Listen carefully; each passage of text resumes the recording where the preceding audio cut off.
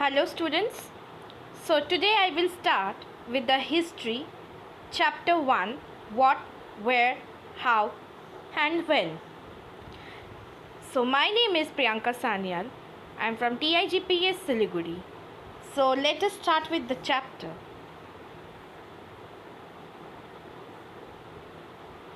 So generally, what can we know about the past? So for how do we know, or what do when we want to know how the question arises that to know that what is there in the past. So we often imagine, we often make up questions that what people used to eat, the type of clothes they used to wear, the houses in which they lived. So what were the lives of the hunters, herders, farmers, rulers, merchants, priests, craftsperson, artists, musicians and scientists. The games children used to play, the stories they have heard, the songs they sang. So here you can see how we know from the past, which is already there, like the hunter gatherers and the farmers in the first picture you can see. So through that also we often tend to ask a question arises that how do we know their where did they came from and how they have started the system of agricultural and hunting gathering. Often with the food, from food which we eat, or the traditional foods of different regions, we also tend to ask the question that what is the history behind that food. From children playing games, through games also we try to know about the past. Through the clothing also, like the clothing in the olden areas and the modern era, through the changes which has been done, through that also we come to know that what is the past or what is the history behind that clothing. Similarly with the priest, similarly through ancient artifacts, through rulers, through merchants. As you can see in the photo, the third one here is through this ruler, means through the clothing.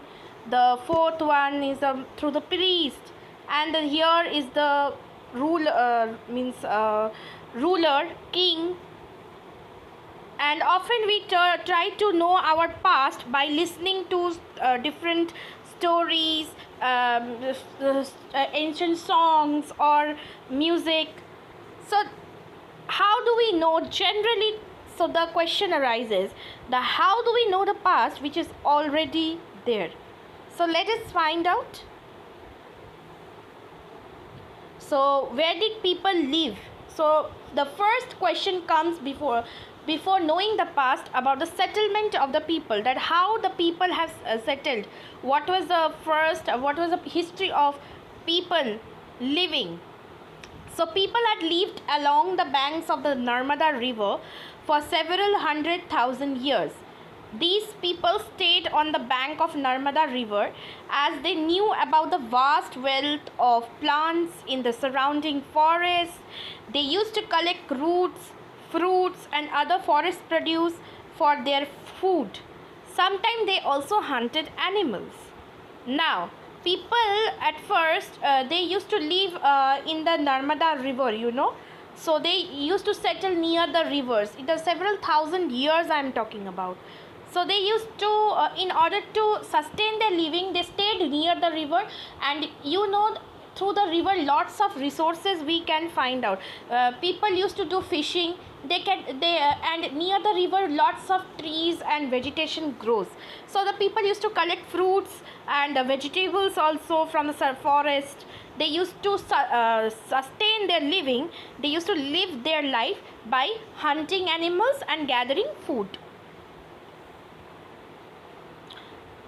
So here it is that the areas where women and men first began to grow crops such as wheat and barley was about 8,000 years ago.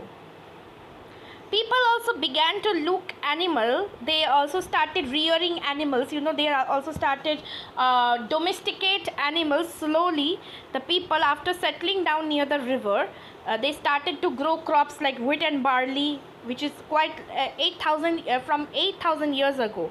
And after they grow crops, and even they domesticated animals like sheep, goat and cattle, because that sheep, goat and cattle, cows, they give lots of products, like not only food, they also give wool, they also give milk products, everything source which the people can use that from these animals. So they used to domesticate these animals in the villages.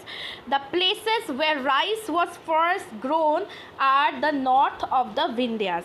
Now, in India, the Vindhya region, I will show you the map in the next slide. So I will show you in the Vindhya region, the first place where the rice was grown is in the north of Vindhyas. Now, about 2005 years ago, cities developed on the banks of the Ganga and its tributaries and along the sea coast. So on the side of the sea coast, on the side of the river, on the Ganga river and its tributaries.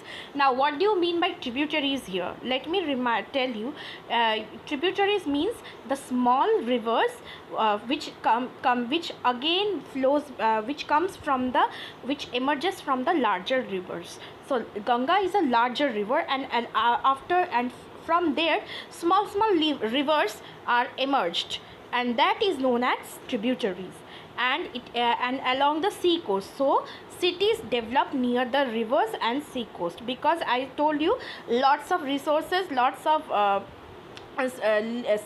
settlements, because availability of water is there, availability of food is there, availability of animals is there. So they slowly, about 2500 years ago, the cities began to grow, or the cities or the settlement began to develop. In ancient time, the area along the Ganga and its tributary rivers to the south of the Ganga was known as Magad. So on the tributaries of the Ganga, the Magad kingdom was emerged, which is in the state of Bihar. Men and women moved in search of livelihood, and the Magad became the biggest settlement, and in order to why they have it has became a biggest center point. Magad has became a center point during that time, because in search, men and women moved in search of livelihood, and also to escape natural disasters like floods and droughts.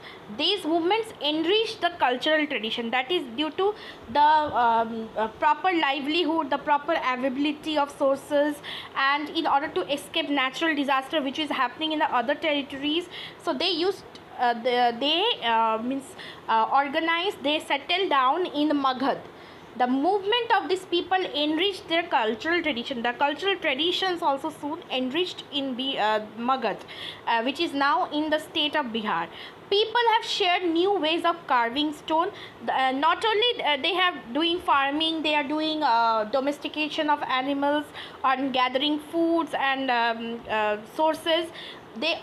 People also learned, the ancient people, the ancient times, the people also learned lots of skills like carving stone, composing music, and even cooking food over several hundred of years.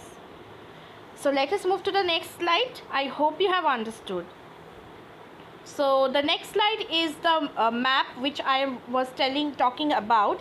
Here you can notice I have already told that in the Vindhyas range, here the first rice was the crop, wheat was grown, and in the Ganga you can see I have marked the Gangas also and its tributaries.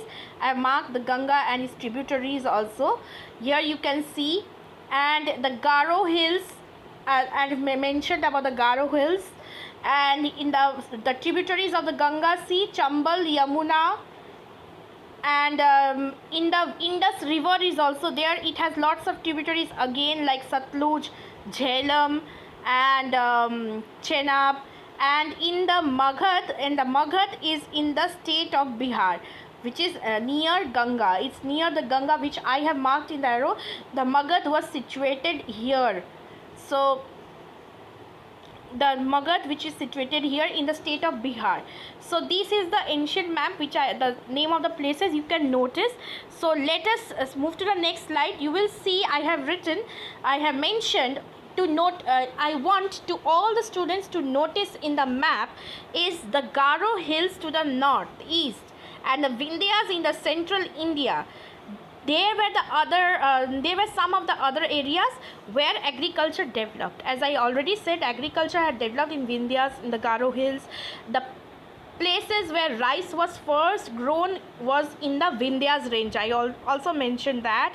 Even I have mentioned about the river Indus and its tributaries, and about 4,700 years ago some of the earliest bank cities also flourished on these banks, and 2,500 years ago also cities also developed on the banks of the Ganga and its tributaries, along with the sea coast, which I have already mentioned in the map.